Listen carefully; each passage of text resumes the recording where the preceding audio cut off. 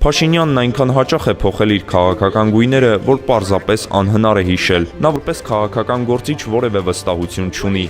Այն, ինչ նա ունի, պետական վարչական ռեսուրսներն են հարձակվելու, ձերբակալելու եւ ճնշելու համար։ Պարզ ասեմ, Սամվել Կարապետյանին չեն թույլատրել քարոզարշավ իրականացնել։ Նրան պահել են տանը եւ միայն իր ու իր ընտանիքի հնարամտության շնորհիվ է, որ նա շարունակում է մնալ քաղաքական դաշտում։ Եվ իհարկե նա արժեքավոր մարդ է։ Ի տարբերություն Փաշինյանի, պարոն Կարապետյանը մեծ հաջողության հասած անձնավորություն է, որի կապերը եկեղեցու հետ գալիս են մանկությունից, իր հորից։ Սա մարդ է, ում երակներում եկեղեցին եւ հայրենիքն են հոսում, ով հարգում է ավանդույթը, մշակույթը, պատմությունն ու լեզուն։ Սրանք բաներ են, որոնց մասին Փաշինյանը չի կարող խոսել։ Նույնիսկ իր սեփական հայրը չի կարծում, որ նա համապատասխանում է այդ պաշտոնին։ Նրա կինը լքել է նրան, ինչը իհարկե կարող է պատահել յուրաքանչյուրի հետ, բայց երբ դա կապում ես հոր մեկնաբանությունների հետ, լուրջ մտահոգություններ են առաջանում։ Հետո տեսնում ես նրա ֆիզիկական հարձակումները ընտրողների նկատմամբ եւ այն, թե որքան անկայուն է նա թվում ընտրական շրջանում, եւ դա լուրջ հարցեր է առաջացնում։